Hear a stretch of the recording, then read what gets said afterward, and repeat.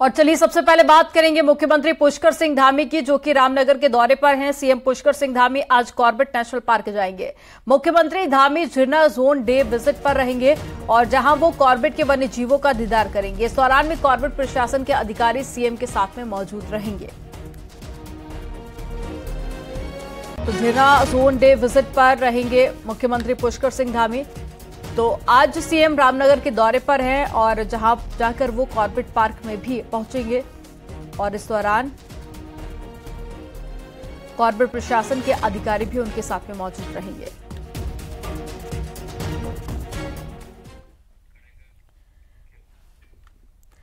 और गुरुवार का दिन उत्तराखंड और उत्तराखंड की बीजेपी के लिए बेहद खास रहा, क्योंकि प्रधानमंत्री मोदी के आने से एक ही दिन में बीजेपी ने 2024 लोकसभा चुनाव की पूरी पिच तैयार कर डाली है। उत्तराखंड के लोकप्रिय युवा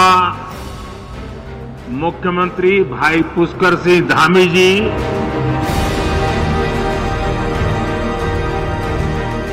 लोकसभा चुनाव के ऐलान में भले ही अभी थोड़ा वक्त हो, लेकिन बीजेपी ने उत्तराखंड में सीमांत जिले पिथौरागढ़ से चुनावी आगाज कर डाला है। सर्दियों के आगाज के साथ ही पिथौरागढ़ के स्पोर्ट्स स्टेडियम में हुई पीएम नरेंद्र मोदी की जनसभा ने राज्य का चुनावी माहौल गरमा दिया है।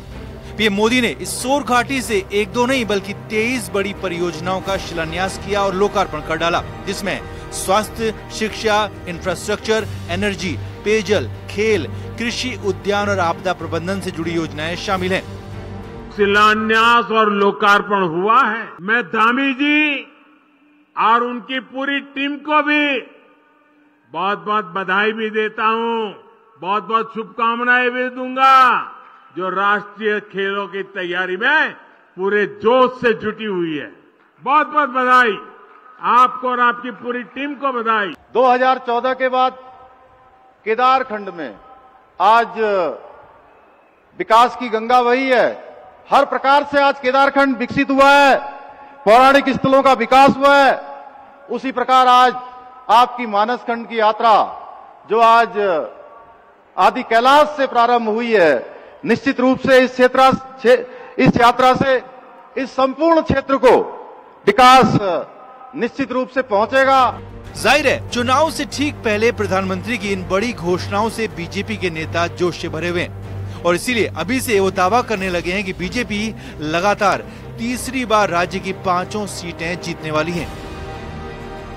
और यहाँ की जनता के लिए उन्होंने मानस खंड और जितनी परंपरा की अपनी योजनाएं हैं उनका भी आगाज किया है। इस देवभूमि के सभी कार्यकर्ता, इस देवभूमि की सारी जनता उनका बहुत आभार व्यक्त करती है। तो मैं आपको ये बताऊं कि जिस तरह का जनता में उत्साह था, सुबह 9 बजे से लेकर के 3 बजे तक 7 किलोमीटर के अंदर लाखों की संख्या में लोग उमड़ पड़े, उससे ये बहुत स्पष्ट तौर पर दिख रहा है कि मोदी जी के सामने कोई भी नहीं है।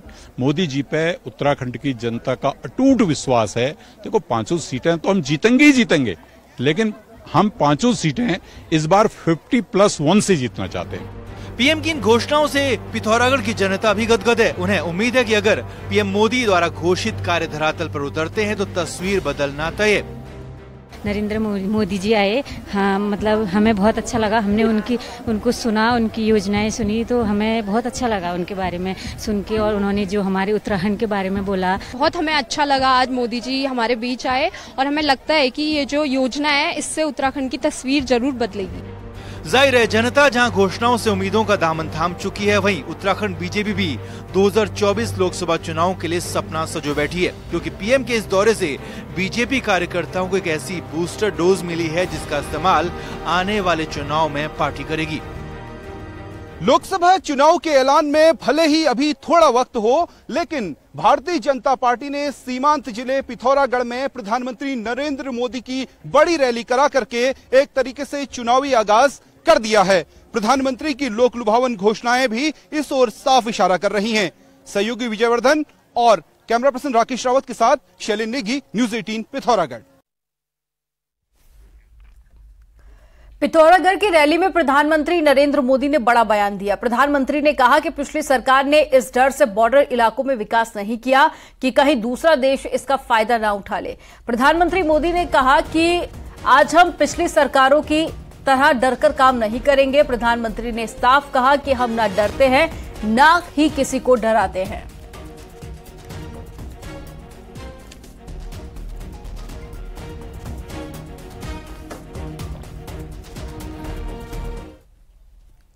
पहले की सरकारों ने इस डर से बॉर्डर एरिया का विकास नहीं किया कि कहीं दुश्मन इसका फायदा उठाकर अंदर ना आ जाए। बताइए क्या तर्क देते थे। आज का नया भारत पहले की सरकारों की डरी हुई सोच को पीछे छोड़कर आगे बढ़ रहे हैं। न हम डरते हैं, न हम डराते हैं। और प्रधानमंत्री नरेंद्र मोदी ने पिथौरागढ़ में विशाल जनसभा को संबोधित किया, जिसमें मुख्यमंत्री पुष्कर सिंह धामी के साथ उनकी पूरी कैबिनेट नजर आई। साथ ही पूर्व सीएम और हरिद्वार सांसद रमेश पोखरियाल निशंक, नैनीताल सांसद और केंद्रीय मंत्री अजय भट्ट और अल्मोड़ा के सांसद और पूर्व मंत्री अजय टम्टा मौजूद रहे। लेकिन हैरानी की बात यह रही कि पूर्व सांसद और पूर्व सीएम तीरथ सिंह रावत रैली में मौजूद नहीं रहे। साथ ही पूर्व सीएम त्रिवेंद्र रावत भी रैली से दूर ही रहे। तो वहीं टिहरी सांसद माला राज्य लक्ष्मी शाह भी पिथौरागढ़ की रैली में नहीं पहुंची। अब इनके नहीं पहुंचने से कई तरह की चर्चाओं का बाजार गर्म हो गया है।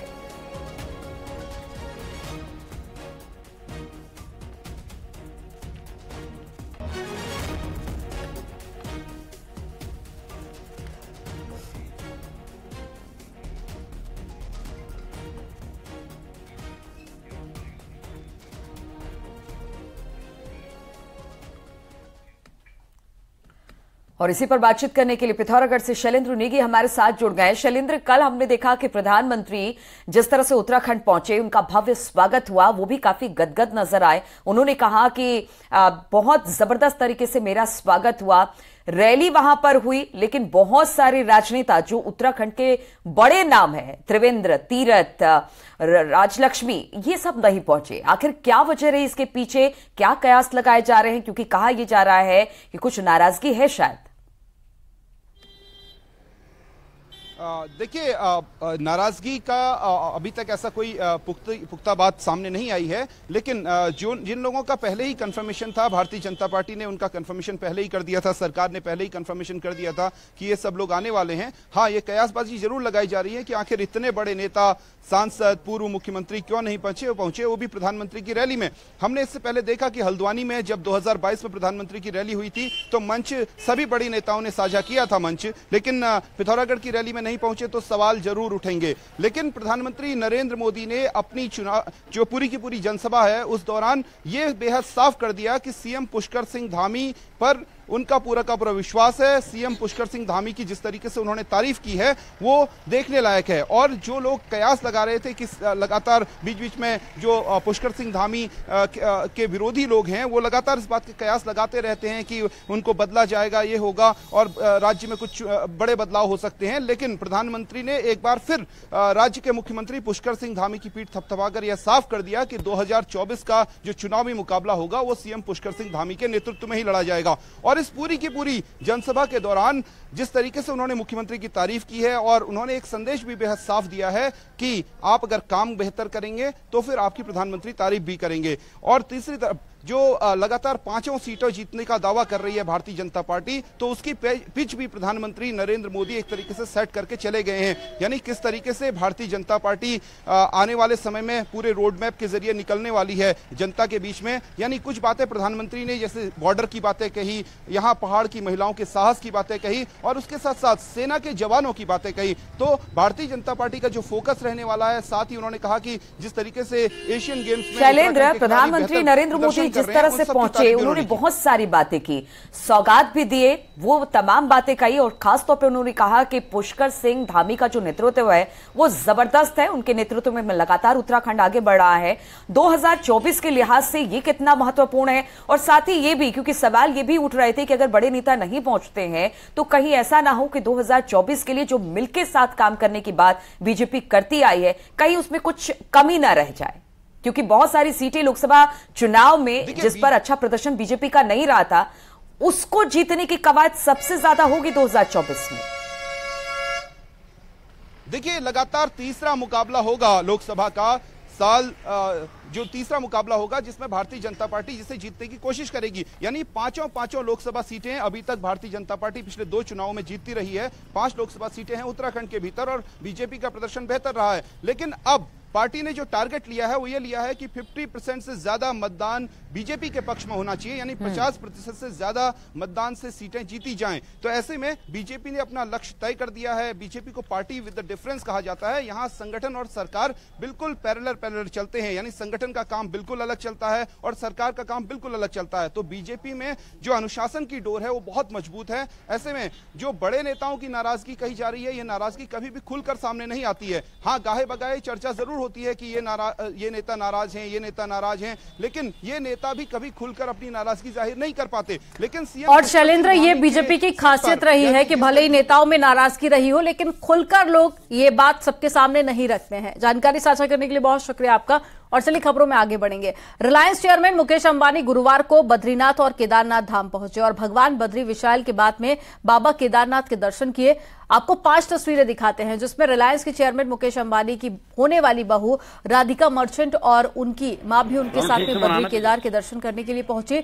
इन सबसे पहले मुकेश अंबानी बद्री विशाल के दर्शन पूजन करने के लिए पहुंचे थे और बद्री विशाल से कामना की। इसके बाद में रिलायंस चेयरमैन मुकेश अंबानी बाबा केदार के धाम पहुंचे। हेलीकॉप्टर से मुकेश अंबानी धाम में तीर्थ पुरोहितों को काफी समय भी उनके साथ में व्यतीत करते हुए नजर आए। इसके बाद में केदारनाथ के विधिवत दर्शन पूजन भी किए और महाअभिषेक भी किया और उसी की ये 5 तस्वीरें हम आपको दिखा रहे हैं।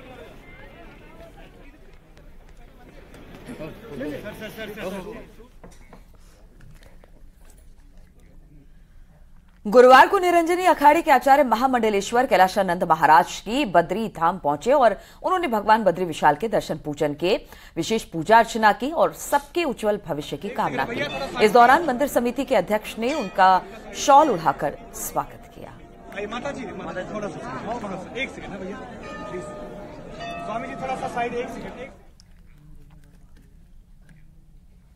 नैनीताल में गुरुवार शाम को एक तेज रफ्तार बाइक बेकाबू होकर बिजली के पोल से टकरा गई, जिसके चलते बाइक सवार 3 युवक घायल हो गए। इनमें से 2 के सिर पर चोट आई है। तस्वीरों में आप देख सकते हैं कि किस तरह से तेज रफ्तार बाइक अपर मॉल रोड पर बेकाबू होकर वहां पर खड़ी बाइक को टक्कर मारकर खुद भी टकरा गई और बाइक सवार तीनों युवकों की उम्र 28 से 35 साल के बीच में है।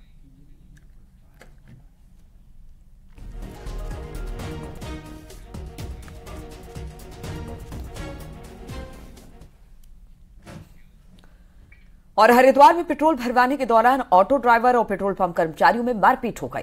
नगर कोतवाली क्षेत्र स्थित एक पेट्रोल पंप पर पेट्रोल भरवाने को लेकर हुए विवाद में पेट्रोल पंप के कर्मचारियों ने मिलकर ऑटो ड्राइवर की जमकर धुनाई कर दी। मारपीट का वीडियो भी अब वायरल हो रहा है। बताया जा रहा है कि सैकल पेट्रोल पंप पर एक ऑटो ड्राइवर डीजल भरवाने गया हुआ था। वहां पर किसी बात को लेकर पेट्रोल पंप के कर्मचारियों और उनके बीच कहासुनी हो गई। देखते ही देखते कहासुनी मारपीट में तब्दील हो गई।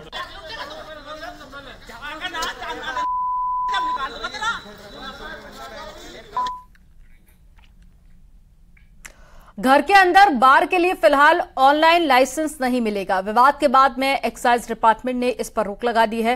कांग्रेस इसे विपक्ष के जवाब के लिए तैयार कर रही है, तो बीजेपी मुख्यमंत्री का मुद्दा सामने आते ही ये फैसला लिया गया। इस तरह की बातें कह रही। एक रिपोर्ट आपको दिखाते हैं। उत्तराखंड में सरकार की कमाई का बड़ा जरिया शराब है, लेकिन शराब से जुड़े मुद्दों पर यहां सियासत होने में देर नहीं लगती। अप्रैल के महीने में एक्साइज पॉलिसी आई, लेकिन मुद्दा अक्टूबर में तब उठा जब घर में बार के ऑफलाइन के बजाय ऑनलाइन लाइसेंस का सिस्टम शुरू किया गया। साथ ही घर के बार में 9 लीटर शराब रखने के बजाय 50 लीटर शराब रखने की परमिशन मिली। नए सिस्टम पर सवाल उठे तो एक्साइज डिपार्टमेंट ने तुरंत आदेश जारी कर नए लाइसेंस सिस्टम पर रोक लगा दी। कांग्रेस का कहना है कि एक्साइज डिपार्टमेंट का ये फैसला कांग्रेस के दबाव में वापस लेना पड़ा है, तो बीजेपी का कहना है कि सही फैसलों के लिए कांग्रेस के दबाव की जरूरत नहीं। मुख्यमंत्री ने विवाद सामने आते ही तुरंत रोक लगाने का फैसला लिया। देवभूमि को शराब भूमि बनाने की कोशिश, पहले मोबाइल वैन से हम शराब पहुंचाएंगे बातें आई थी, अब घर घर में बार खोलने की बात थी। 50 बोतल का मतलब है आप छोटा मोटा बार एक मोहल्ले में खोल ले रहे हैं। इससे अपराध बढ़ता और निश्चित ही जो हमारा आने वाले नौनिहाल है उनको शराब में डुबोने की ये साजिश थी, जिसका विरोध कांग्रेस ने जम के किया और सरकार को अपने कदम पीछे खींचना। लोगों का विरोध सामने आया और माननीय मुख्यमंत्री जी के संज्ञान में जैसे ही आया तो मुख्यमंत्री जी ने तुरंत निर्णय लिया कि इसको तत्काल प्रभाव से इसको स्थगित किया जाए और निरस्त किया जाए। ये मुख्यमंत्री जी ने किया, किंतु कांग्रेस जिस तरह से उठा रही है कि हमारे दबाव में आकर के, ये कोई किसी का दबाव नहीं है, मुख्यमंत्री जी ने स्वयं संज्ञान लिया और मुख्यमंत्री जी ने तत्काल प्रभाव से इसको कैंसिल किया।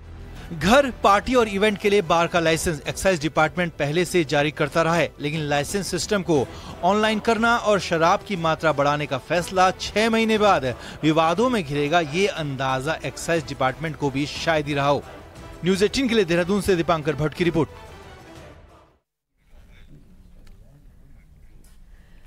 देहरादून में भूमाफियाओं के हौसले इतने बुलंद कि रक्षा मंत्रालय की जमीन के ही फर्जी दस्तावेज तैयार कर उसे बेच दिया।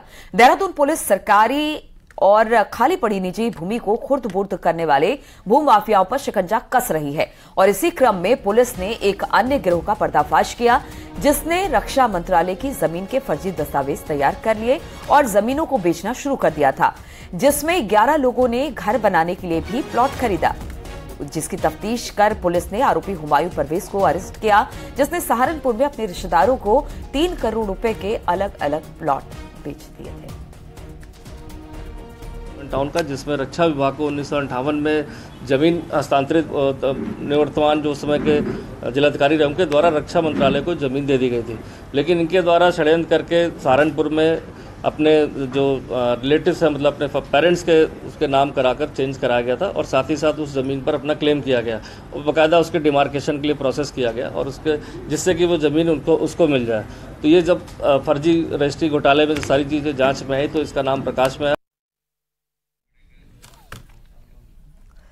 केदारनाथ धाम में ऐसी कई जगह हैं जहां की पौराणिक मान्यता है, लेकिन केदारनाथ धाम में एक ऐसा कुंड है जहां पर भगवान भोले का नाम लेते ही बुलबुले उठते हैं। एक रिपोर्ट आपको दिखाते हैं।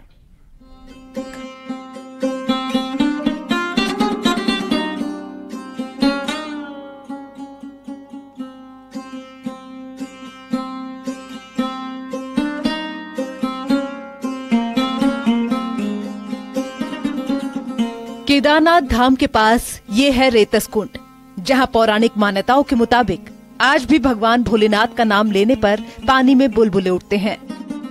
ओम नमः शिवाय, ओम नमः शिवाय। केदारखंड में भी इसका उल्लेख बताया गया है कि यहाँ ओम नमः शिवाय का जाप करने पर पानी में बुलबुले उठते हैं।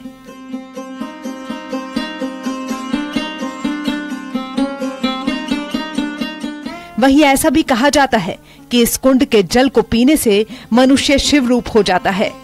तीर्थ पुरोहित बताते हैं कि इसके उत्तर में स्फटिक लिंग है और भगवान शिव ने जब कामदेव का वध किया तो उसके बाद उनकी पत्नी रति के ये आंसू के तौर पर ये बुलबुले विलाप के रूप में आज भी दिखते हैं।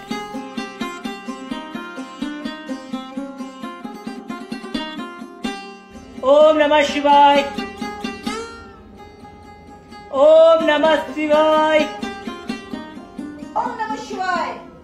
उस रेत कुंड पे उसके रति के जो आंसू हैं, जो भगवान शंकर भोलेनाथ जी का नाम जो लेते हैं, और उसमें जो बुलबुले निकलते हैं वो उस रूप में है कि जब उन्होंने कामदेव को भस्म किया था और रति ने जब विलाप किया था कि मेरे पति को आपने जो है भस्म कर दिया है, तो उसका एक अपभ्रंश हुआ है जिसको रेत कुंड कहा गया है। वो रति के आंसू है जो भगवान शंकर का नाम लेने से उसमें बुलबुले के रूप में निकलते हैं, वो रेतस कुंड है।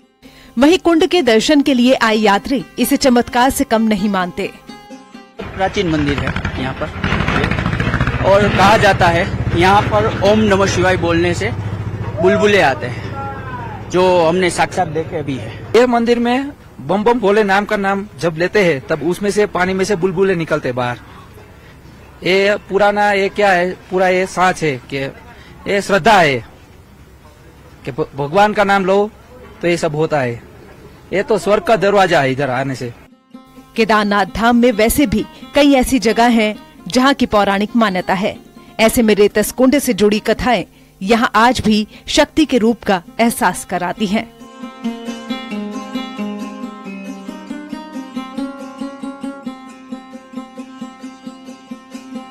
और रेतस कुंड में ये कहा जाता है कि यहाँ पर भगवान भोले का अगर आप नाम लेंगे तो यहाँ पर बुलबुले उठते हैं और इसको हमने खुद भी महसूस किया है। वाकई में ये एक अद्भुत दृश्य है, अद्भुत अनुभूति है, जिसे जो केदारपुरी में आएगा वही महसूस कर सकता है। कैमरा पर्सन संदीप नेगी के साथ केदारनाथ धाम से न्यूज़ 18 के लिए भारती सकरानी उनियाल।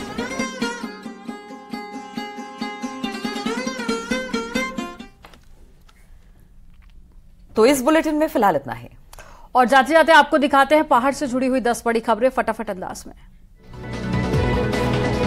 उत्तरकाशी के गाजना के ग्रामीणों ने अपने अपने गांव में अवैध रूप से की जा रही भांग की खेती को खुद ही नष्ट किया है। पुलिस ने इस क्षेत्र में भांग की खेती के खिलाफ फ्लैग मार्च निकाला। चक्राता में नए एसडीएम हरगिरी की नियुक्ति की गई, साथ ही केडी जोशी को चक्राता का तहसीलदार बनाया गया और कालसी का भी अतिरिक्त प्रभार दे दिया गया है।